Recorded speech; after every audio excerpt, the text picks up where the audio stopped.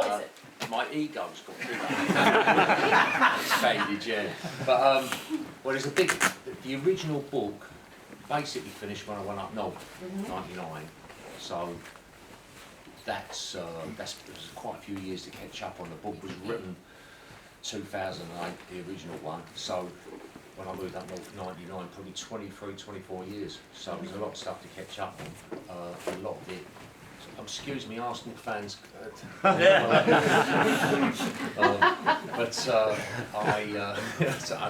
only half joking. I can get right saying, so there's a lot of stuff to catch up. Obviously, had a family since then and everything.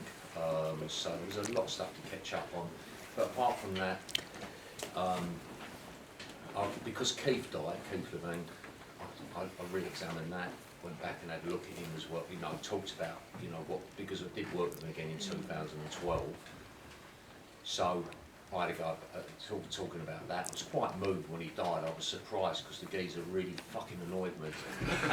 And he wasted so much talent and this, that and the other. So, I had a lot to say about that. And then I looked at Peel again, obviously, because since I did the book, I'd had the offer to go back to play with them and with Lydon and this, that and the other. So there was that stuff.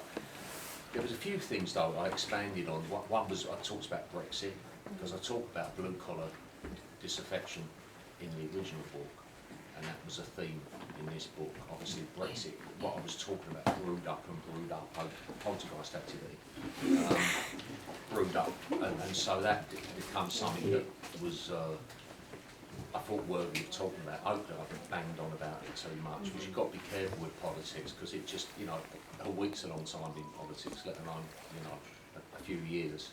But I thought that was worthy of a mention. That was a big thing. My clan, I've got RMC, Mick Lynch, give me this, by the way. Actual Mick Lynch. Mick Lynch, yeah. Nice one. With some colours of mine, so, I like because he just speaks his truth. He speaks his truth, and there's no bullshit. He does what a union leader's supposed to do. So. But I've got mates, a lot of mates who become Brexiteers and family members, and that's, look, I don't give a fuck anymore. It is what it is, and life is what it is, and today this is it now.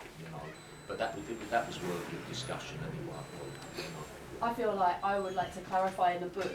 You describe kind of teasing people that you consider to be gullible about your views about Brexit, but actually that you were not behind it personally. Well, I'm but we don't need to go into a big thing about that. But no, I was very anti-Brexit. Yeah, absolutely anti-Brexit. I could see an argument. Not going to go into all that, for sovereignty, but yeah, I thought it was stupid. Just for most people, only really give a fuck about how much money they got in their pocket. That guaranteed you a lack of money. Sovereignty sold down the fucking road years ago anyway, because the elite class of Tories love fucking money. They'll sell their grandmothers for money. They worship money, the ruling classes. And they're that was somewhat good at it. Yeah, that's right. We've got you here, and we have your book here. And I feel like it would be a shame not to have you read a little bit of it. Yeah. So we've chatted about a few little sections that might be nice for you to read. Maybe also at some point we should do a random page generator. Let's see. But for the moment, will you just read us the opening paragraph? Yeah. A bell rang loudly. My mum Kathleen was as alarmed as the bell. As if giving birth isn't scary enough, she was now fearful that the bell signified that I was a blue baby. In fact, it merely indicated that I was a witnessed birth. In those days, every 12th birth had to be witnessed by the student midwives and trainee doctors. The bell was summoning all to witness my birth, so even then I had an audience. As was the practice then, the midwife held me upside down and smacked my bum, causing me to issue forth a loud and furious wail. She laughed and said, "This one's got a temper." Well, she wasn't wrong there. My entrance into the world was made at the East End Maternity Home on Commercial Road, Stepney E1. The date was the 11th of August 1958. I was christened John Joseph Wobble. And here we are. And the one thing I'd done, Bishop, I had a heart murmur, which I forgot about. So you may have been both blue and 12. Yeah, it was heart fluttering away, but I suppose, yeah. Anyway, that was, I forgot about that. Say that the expanded one. Got over it anyway, yeah. And so the heart comes up in a few different areas, doesn't it, in the music that you went on to make. But of course, one of the first entry points for you into the world of music as a kind of teenager as opposed to as a child is through the soul clubs of London and also through punk. And in the book you sort of say, right, I'm not going to go on about punk, but, and you do a really nice job of taking us into the room at some of those early punk events that you were at, you know, as a kind of music fan, as a person about town before you were a musician. So maybe you could have a little taste of that as well. Yeah. Page 62. 62. Yeah. 62. This is what I like, because I don't like having to think. I won't bang on too much about the so-called punk scene. It has been discussed more than enough over the last 40 years. It has got a bit absurd now, in my view, with people studying it at universities on media studies courses. It's discussed in the same way as the Impressionist movement or the Russian Revolution is. And to be honest, I just don't think it's worthy of that. I mean, don't get me wrong.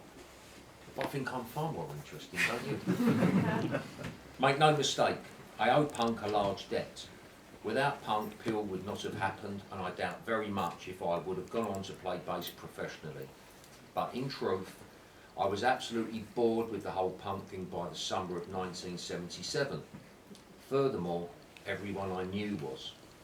For that first year or so, it was fresh and it was a laugh. The big night down the 100 Club when the Pistols, Susie and the Banshees, The Clash and Subway Set played, I was standing on a chair at the back when the Clash came on. I remember they played a cassette of a political debate at the start of their set. I'd never seen anything like that before. It had great dramatic effect. I preferred that to when they started playing the fucking guitars. Like Stockhausen did or something. Which I like, collage, you know. I subsequently saw them a couple more times, but they didn't do it again. However, I didn't really like what they did. It wasn't to my taste. I found them a bit lightweight. We used to give the Clash a little bit of a hard time. We couldn't take them seriously. All those silly songs like Bank Robber, though they were a bit manufactured band compared to the Pistols, I also thought they took themselves very seriously.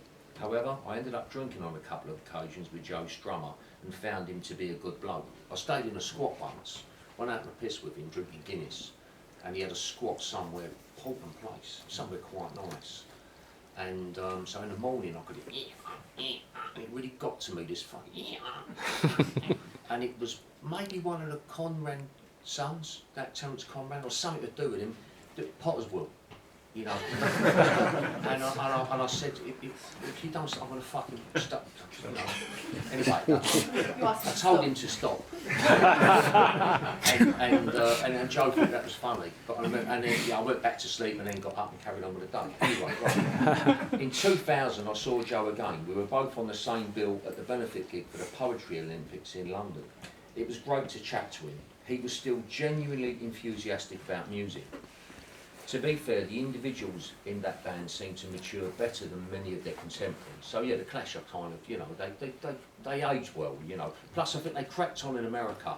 So when you crack on and get money, you can afford to be a bit, you know, you're not bitter about not making it, the money, in the way I am. No, I'm not. When the punk thing was at its zenith, we all went down to the Roxy Club in Covent Garden.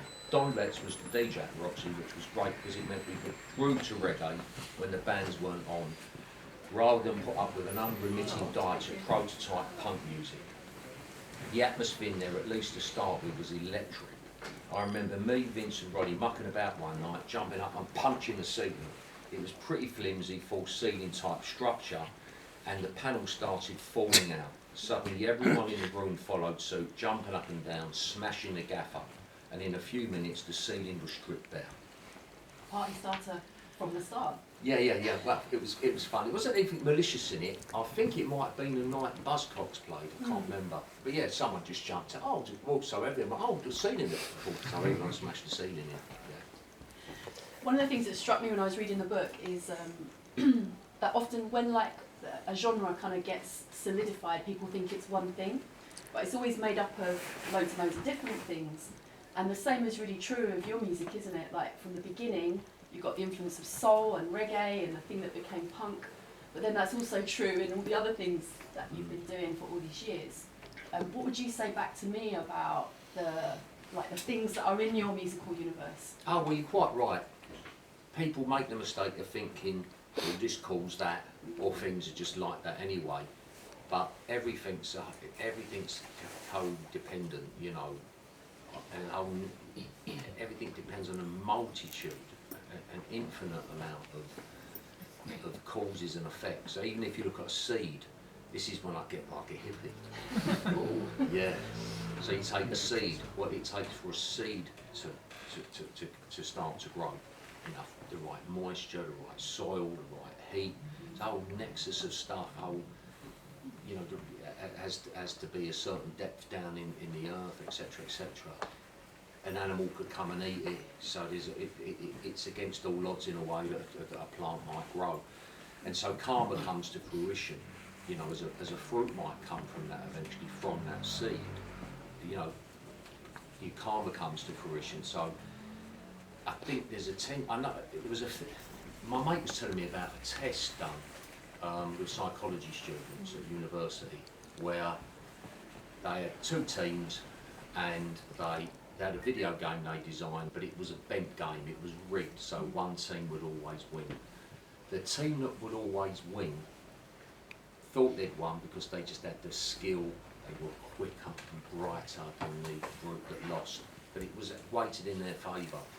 And I think we all have a tendency to think, you know, we're really important. And I've noticed with people, when you have a successful venture project in music, you know, the guy that plays guitar, it's always a guitarist. People tend to think, well, it's all down to me, and, you know, and everything.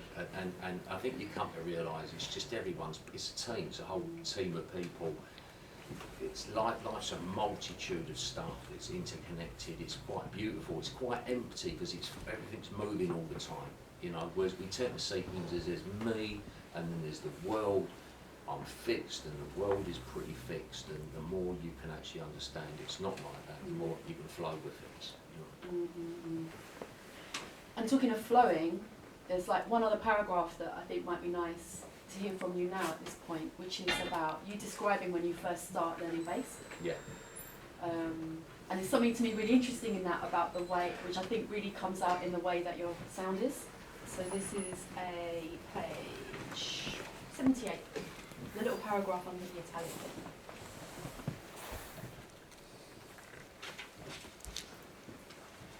I've got a small practice amp as well as the bass. I initially played with a pick, as did nearly everyone on the punk scene. However, that just didn't feel right to me. So over the course of the next couple of years, I used to practice playing with my fingers. And now I can't make a fist, because those two, you know, unless you make a specific fist, which martial artists do, but I can't make a fist because those fingers are so developed now, you know, by the way, it's just one of them things. Some Chinese geezer years ago, when I was doing myself, got it and was, no, you are just lazy. And I remember one time I said, mate, I'm Jah Wobble, fuck off. You know, it's my fingers are like, because I know what I'm talking, fuck off, because he was trying to bend into it, so fuck off. You know, so gradually over the years they just got bigger and bigger. Right, sorry, right, where was I? I wanted to be like the reggae and R&B bassist that I'd seen. I was very fortunate that there were so many good reggae bands around on the London live circuit at that time. I wanted to obtain the sort of subtle tonal variation and control that those players seemed to have. My approach was simple. I used a lot of open strings and made geometrical shapes based on where the dots on the frets were. To me, that was very straightforward. I didn't know it at the time, but that placed me firmly in a modal context, playing a fixed selection of notes, reminiscent of medieval forms of music, as opposed to playing in a way based on modern-day major-minor scales or other conventions in regard to contemporary harmonic structures. I won't bore you as to why, but both Plato and Debussy would have understood. I mean, basically, Plato, light modes, fixed modes, like what we might call E minor now more, but Aeolian modes, Aeolian, because they're forthright. It's a bit like listening to dub. Think of your classic heavy dub, he'd like that.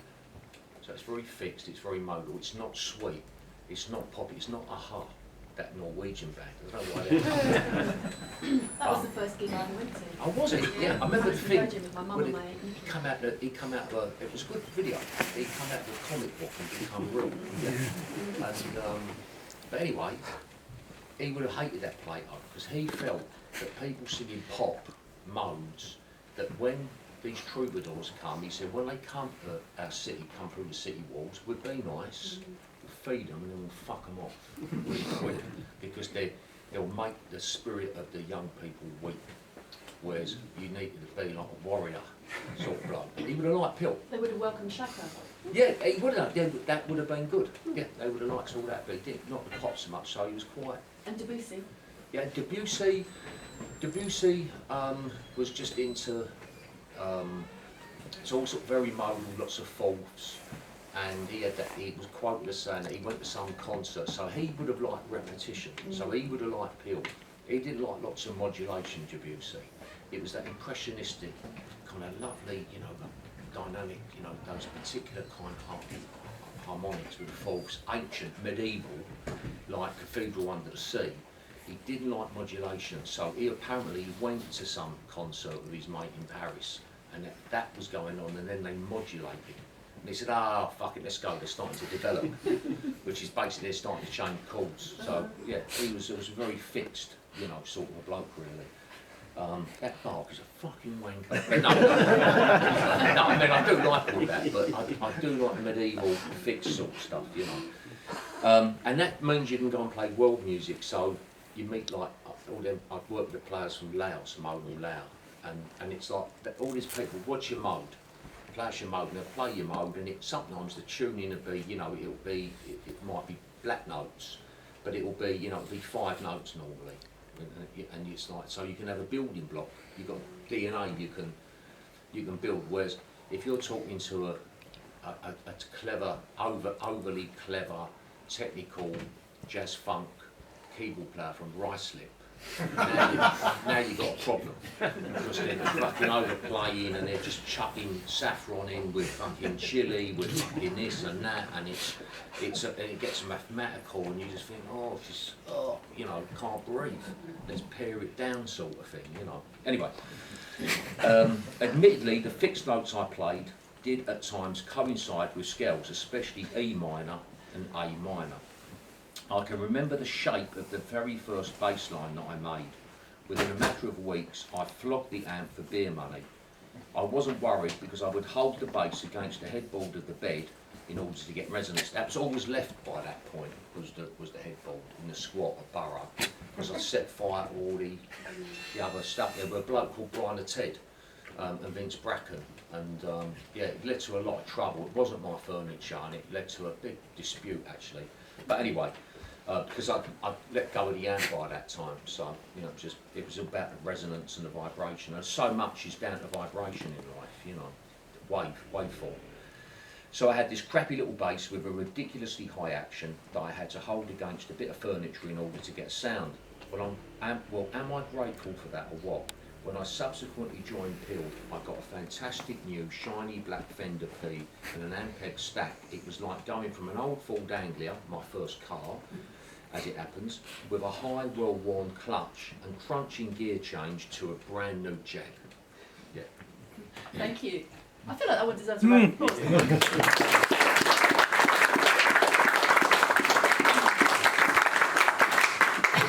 There are like a million different things that I could ask you about at this point, and I'm sure all of you would want to know, but we only have a little time.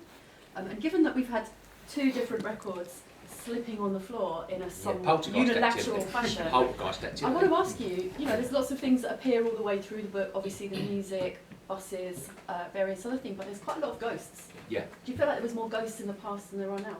Or No, this one telling us different? I think there are. I mean, I bang on about ghosts and I bang on about narcissists, but I don't overdo it. I've known 7 narcissists in my life. I'm not going to tell you what lead singers I count in that 7.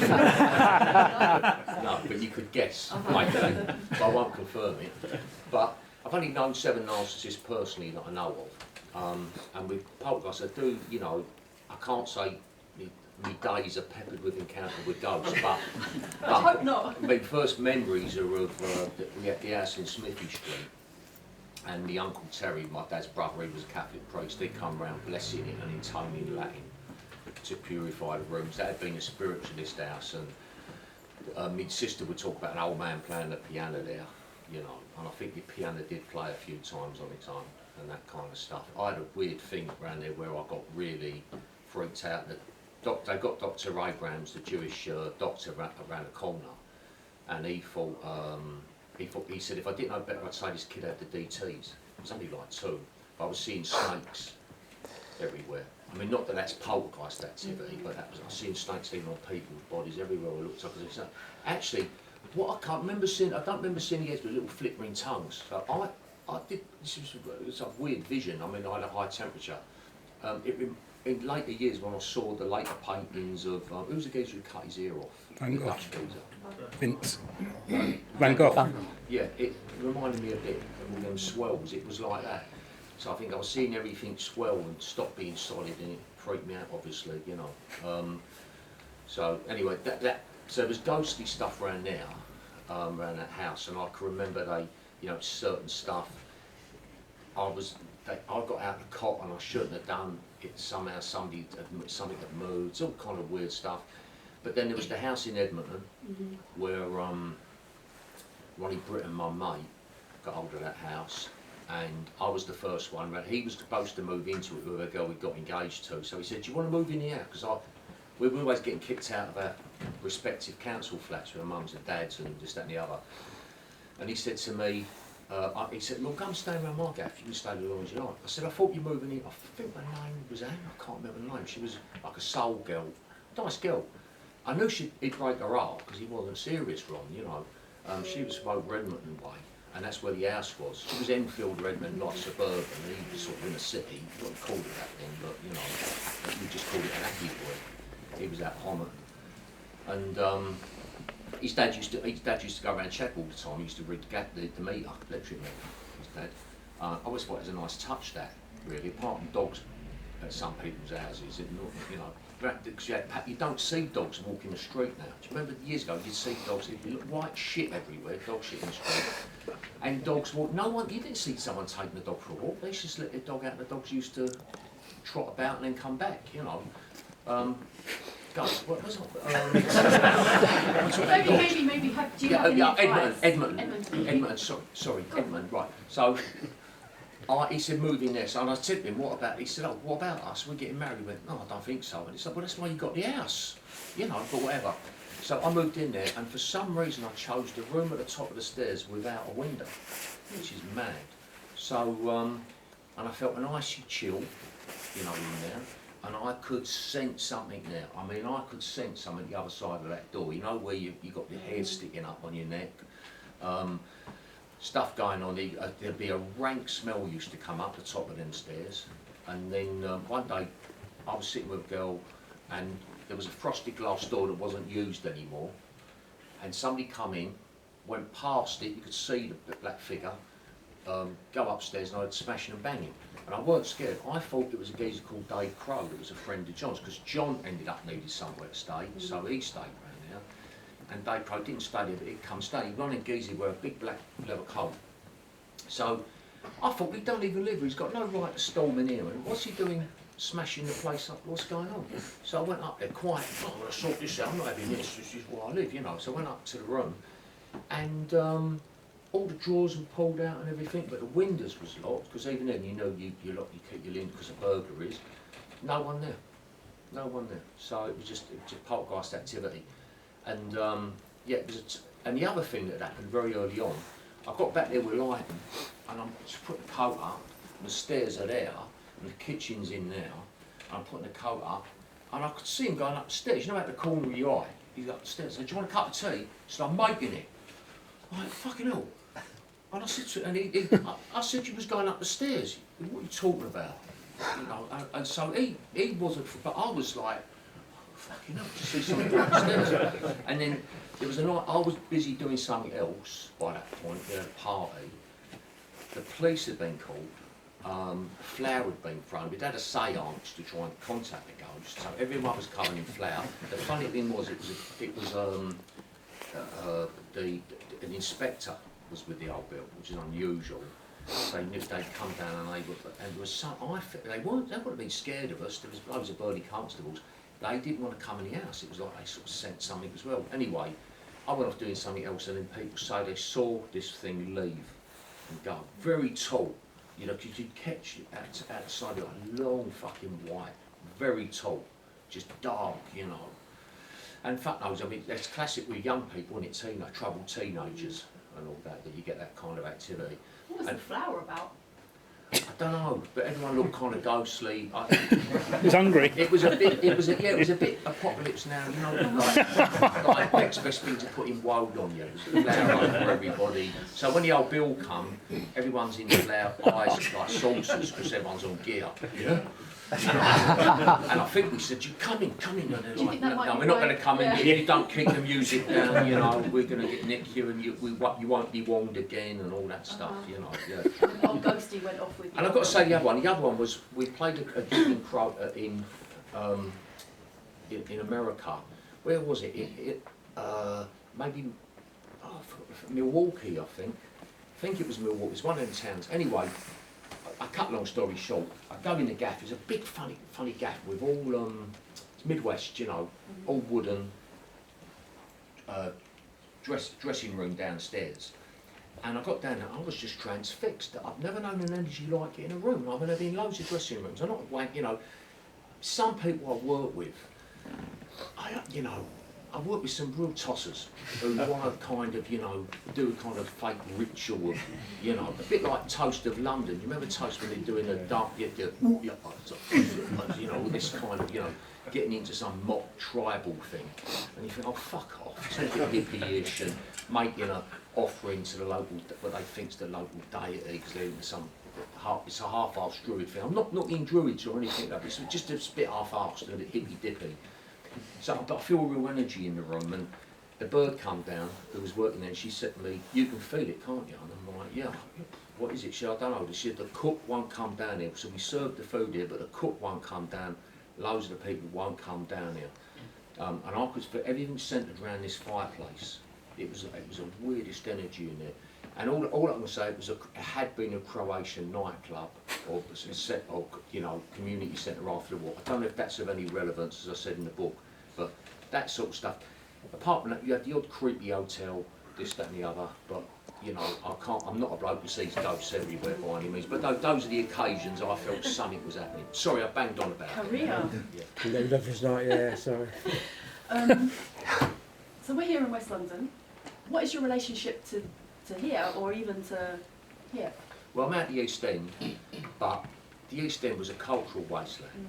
So by the time the 80s come, Stepney, we had the ABC. So the ABC had been a nice cinema at one time, and you had the Odeon at Mile End, which sort of Art Deco was a nice cinema. So you go to the pictures there. You'd only go once or twice a year, really. You didn't go to loads of releases. But they had Sparrows Can't Sing was actually premiered at the ABC Mile End. But in the end, it all went to, everything got dirty, the estates got dirty, all the water fountains turned to shit, you know. It was everywhere smelled of piss when you went, and in the landings, even in the Masonette. You'd think, fuck me, I'll piss anywhere, to be honest, you know, I'm one of them. But Paymore House, I mean, Mummy, I was quite right. People used to piss on the stairs. You think, fucking hell, you'd walk from the landing where you fucking live with a toilet, and you can't stop, you can't not have a piss. That to me is tribal, isn't it? Marking territory or something. So you smell the piss, you get all flies around and all that stuff. But anyway, so so ABC went downhill, and all you had was martial arts films. So late on a Saturday night, you see all the nutters with the nunchakus and fighting and all that, hitting themselves with the nunchakus. So you knew to avoid it. So you couldn't even have a cinema there. The Odeon had become, what did they call it? Maybe the Sundown. I mean, the Sundown in Canvey Island, but is Terry Penton here? No, Terry's not here. But I thought he was coming. He's my mate. He went down, had punch-ups there, I think. They had Slade on there. They had Bowie, and then I think it finished because there were so many fights between the Whitechapel mob and the Mile End mob. They just couldn't they couldn't handle it anymore. So you had nothing going on like East London. This side, first of all, when I went to Kingsway, I met Leiden. And the other Johns. Yeah, the four Johns, and I'm meeting sort of, you know, kids who are the sons and daughters of film directors, because it's part of the catchment area. It was a slummy old area, Milan, but Islington, you had a few, it was already getting a bit gentrified. So I'm liking it because it's a change. And then we come over here, Chelsea, where Gunter Grove was, you know, where the Peel sort of headquarters was, that was very bohemian. So you would have lords and ladies rubbing shoulders on a Sunday afternoon, with, you know, off Lots Road, which was quite a slummy area, Lots Road at that time. You'd be around there, you had them with gangsters, you know, celebrities all together, all taking Charlie and everything, you know. So it was a scene you didn't get anywhere else in London, and that resonated as well here. You know, if you look at the film performance, you had more rented rooms and stuff this side. You had Rackman, didn't you, and all that. You know, the slum landlord stuff, I think, what went on in those days. It used to get exposed in the papers and this and that. You had lots of cheap rented rooms, you know, and all that. And it was a funky kind of an area around here. So you'd gather over this way, Ladbroke Grove. You had the West Indian community around here. You had West Indian communities elsewhere around London, you know, but it became a bit of a thing. We used to come to a blues dance over here. We used to call Tudors. And it wasn't a real name. It was just it had a fake Tudor sort of ceiling or something, or walls, so we called it that, you know. But it was definitely very funky. You get 31 bus, I think, from World's End up here. So I took a bit of a shine to this part of the world, and you had kind of bohemian people. It was a bit extreme. It wasn't really like the East End at all, which was you had different races, but it was a bit monochrome, and it was all council flats, and just a different kind of culture, you know, dock culture and all that, you know. So I mean, I was at West India Dock Road for some reason many years ago, and there was a hippie sort of bloke there, and a docker just went past and just stamped on he had sandals on, which I remember thinking, he asked for that, you asked for that, you know, but the docker just stamped on his toe and walked off by the bus stop, which is horrible, and I think he really hurt him, the bloke. But I did sort of think, well, you asked for that. Why would you wear sandals in winter? You know, it was a different culture, you know. Yeah. Just checking our shoes. As an image of resistance to gentrification, imminent gentrification, I don't know if you can get anything more like stronger than that. Well, I tell you stronger than that. The old man, when we saw at Smithy Street, he had the first like rented telly from Radio Rentals or whatever. So it was all in wood. It was like a big kind of cabinet thing that you closed in front of it. It was a big deal, and it was like a little theatre or something. And two memories of that. First of all, I think Doctor Who was already out, and it was, you know, and everyone was scared of the Daleks. So as a kid, it was such, and you thought they were really there. You'd hide behind the settee and look up and really get scared with it. But the Rolling Stones was on there, and it was of no interest to me. But my old man and my Uncle Johnny, who was my mum's brother, they were watching it and they went mental at this.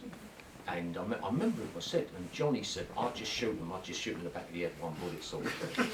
And my old man, and remember my old man had been an El Alamein veteran, so he'd been in the desert, he'd fucking seen some stuff, you know, and was traumatised with it, I think, really. But he just said, I remember saying, no, I'd use them for mine clearance.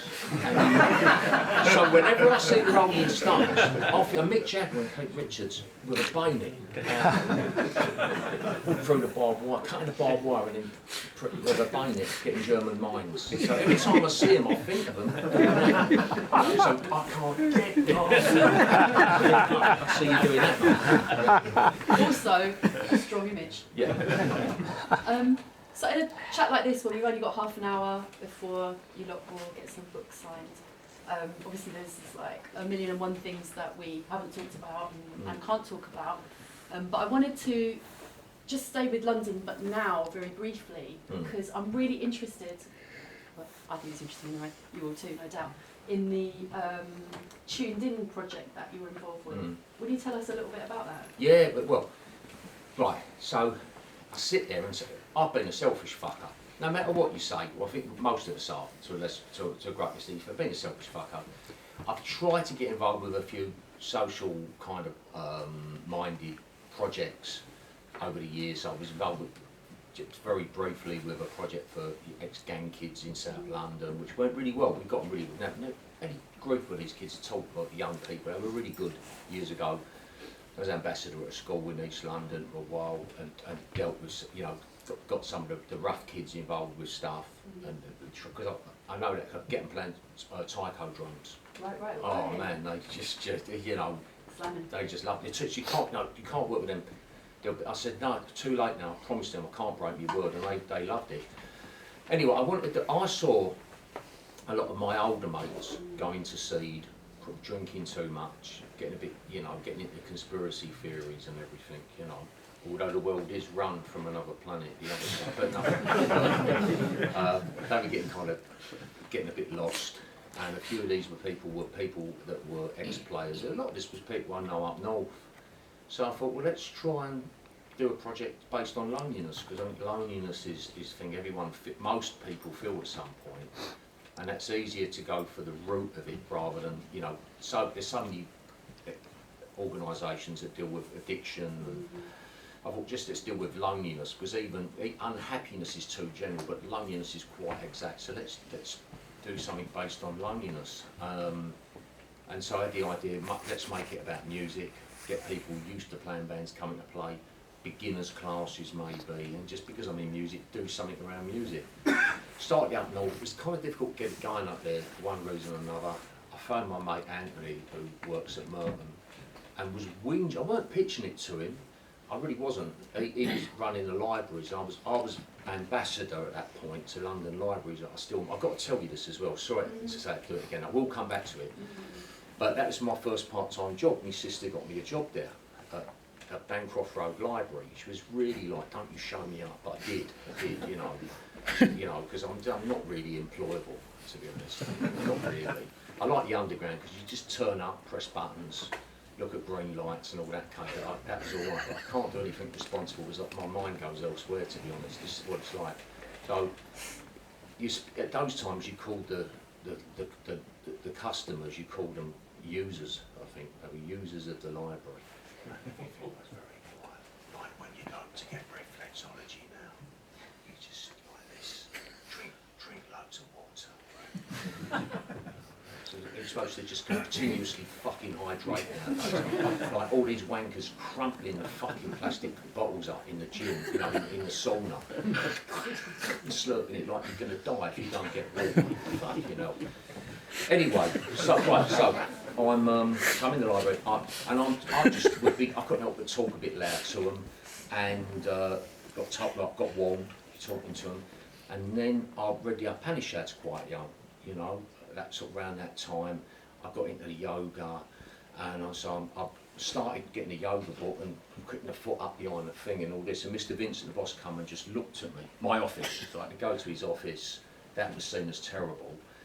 And then there was a load of old Jewish blokes used to go there. They were all left wing, but they were various sort of, you know, tankies, like Stalinists, Trotskyists, all different shapes of left wing. And I'd get them at it a bit for a bit of fun, you know. I'd sort of say, I'd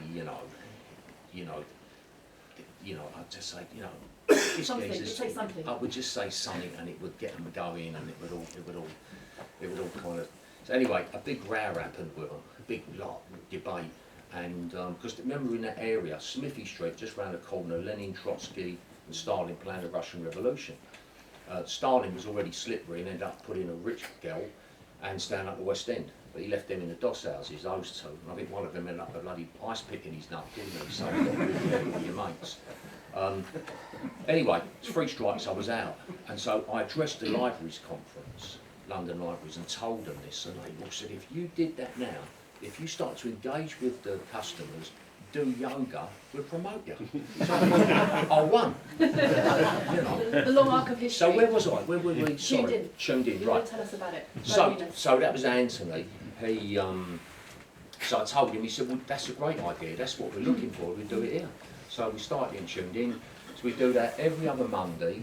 We do a jam session, bands form, people get up, do covers if they want, they do left field stuff. It's always changing. We had a lot of Japanese people coming for a while.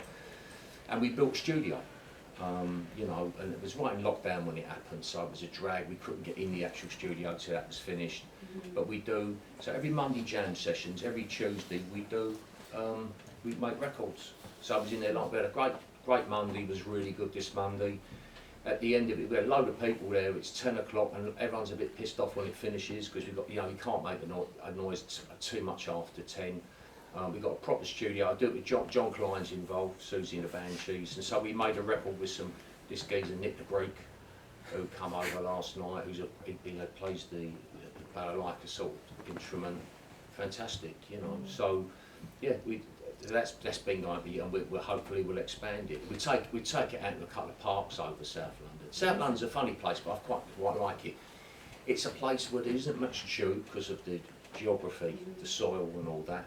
And there's loads of commons. It's a place of common land. I mean, it's just so green over there, you know, it's mad. Yeah. Loads of buses, you know. Yes, to South East London. In a way, so as a final thing, it just really strikes me that what you're doing with Tuned In is exactly that spirit of punk, isn't it? It's like grassroots, it's DIY, Yeah. it's people who don't necessarily have proper training, figuring out how to play a thing in a way that makes sense to them, and that just feels like a lovely, full circle moment to say, Jah Wobble, thank you very much. Oh, thank you.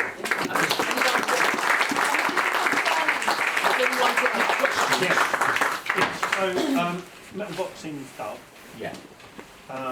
You missed off like a third of the tracks. There were a couple of them you do play. I'm ready to record them now. Yeah, because you do play 2 of them live. Yeah. And I listened to a interview you did No recently. Birds we're doing now. Yeah. We weren't doing that. And you do, on there. and Bad Baby. You Bad do. Baby. But you don't. Someone left a baby in a car park. Yeah, we're doing that. Yeah. But you don't do Chant and you don't do Radio 4, and I just wondered, Well, was we've been there a taking reason care of for that. Yeah, because I just didn't feel we could at that point. I didn't feel we were feeling that way. It's become a project, and we weren't really. I wasn't convinced with it. And I'll tell you another thing with Careerman we do. When it comes to doing it live, it's like it rarely happens. I thought this version is shit. I think it's good on the record, but you know, but the live version like that rate wasn't right. So we now do it in a proper way, and that's fantastic live. And you're going to release a live version then? I've talked to the record company over there in America and said, you've got to record this, because I don't know if anyone's seen, you've seen it, ain't you? I've seen it, yeah. You see, well, it's 10 times better than when you saw it, and it was good then, right? You know, so... Yeah, I saw it recently, so Yeah, it's really good live. Yeah, it's really, it's the best, because the band are great, John Klein's incredible. Yeah, and he's Mr. Post-Punk guitar, you know. So, just checked and about the timings, and so maybe what we'll do is if there's like They're happy to stay till 10. No. We'll take a couple more questions, and then we'll just, if people have books that they want to get signed, Go on, then mate. we'll... Wait, let me just finish Oh, this sorry. minute. So So we'll do a couple more questions, and then we can just do the you up and get your book signed scenario. Is that all right? Yeah. Is that all right? Cool. Go on, Right, so mate. you've got a question there. Yeah, something close to your heart. What's your thoughts on the Ange Postacoglu revolution? Oh, right. I do worry about ideologues, you know, where this is my philosophy, everything has to fucking fit in it. You know, you've got to have a bit of nuance in life. But I think he's a clever fucker. He's quite clever. And so I think he does have a little bit of nuance. You know, he does have some subtle variations in there. But the football the last 2 years at times, apart from when Conte first joined, has been as dull as ditch water. This season you're on the edge of your seat, you know, on the edge of your seat. So it's been exciting. It was up to December, so had a lot of bad injuries, so they've been grinding out a few results, winning by the odd goal. Still quite exciting a lot of the time, but against Villa away, they came good. We've got injured players back, you know, and now Nicky van der Ven's out, but this Dragusin is fast. He's like shit off a shovel as well, I think. And he took one in the bollocks and just carried on. I took one in the bollocks. You just feel like crawling away, and it's fucking horrible. Because you know, you get hit, and it's like It doesn't hurt now, I'm fine, but then it comes over and Another one? Thank you. Who else? Okay, so we've got a Was question. there like, when going back when you were talking about switching from the plectrum to the fingers, Yeah. was there like, is it like evolution, or is there like, I've always got this really romantic notion, suddenly it just goes boom and it falls into place and suddenly you're like, I'm a professional musician, or is it pits and Not really, No. no. I think it's because you're always working with people that have trained for years at academies and this, that and the other, and then you just, there's times you think, I'm pretty professional at the thing I do, you know, Yeah. but I like to sort of think I just do, I've got the enthusiasm of an amateur, so I always remember the Suzuki quote, in the beginner's mind there's many possibilities, in the experts there's few, you know. So you're as Jackie Liverday used to say, I am a very professional amateur. And that's a great thing. Interesting. Enthusiasm Thanks. in it, because you can never be complete, you can be, you know, you prepare properly and all that. It's all about what you do off the stage as well, as much as on it, like football, you know. So if you're with a band and you're in Budapest and you're all excited to go sightseeing, I kind of get a bit, oh fuck off. Just sit in a room like I do, have a fucking cardio workout or whatever bollocks, have a cup of tea, be ready for the fucking show, right? Just be ready, that's completely why we're in. We're not here for a Johnny Boys outing, you know. Yeah, yeah, Something yeah. you've got to be understanding, but sometimes it's like that. I learned a lot from like Harry Beckett. Harry'd stand a room, and he was an older player, you know Harry, he played with Charlie Mingus, and Harry would just practice and look after himself, you know. Used to, well I won't say what I was going to say actually, but lovely bloke, I better not say what I was going to say. Yeah. But thought the world of him, but I learnt a lot from him, yeah. Thank you. Any other questions, thoughts, observations, anything anyone wants to chuck in the room at this point? When was the last time you had a punch up? Ooh. Quite a while, I think, quite a while. Oh, God. I think last week. No, I mean a proper punch up, not for 20 odd years, and then before that, not for, and even that, you know, you're not trying to hurt people, you know, you're trying to get out, stop the situation, you know, to things off. I've never liked violence, you know. Who wants? Today was a funny day, saying in the end, I had a walk when over Putney Bridge. And just as you cut the railway bridge, you know, and as you come down, two geezers, you know, stopped and wouldn't move. It's real well when one geezer, oh, I ain't gonna fucking move, you cunt! And it's like, oh, let me get away from this. Do you know what I mean? So, yeah, it was a long time ago. Because what are we? Are we animals? Or have we got another way of operating? Do you know what I mean? And that's like, you know, I can't remember where conflict resolution was violence, but hopefully, you know, your fucking brain, you know, what are we? We're better than just an animal kind of being, right? Which hopefully has developed some level of consciousness as well, you know. I was going to talk about how to be fully enlightened, but no time to. I think time for one more thank you, and then we can get our book signed, so thank you very much. Thank you.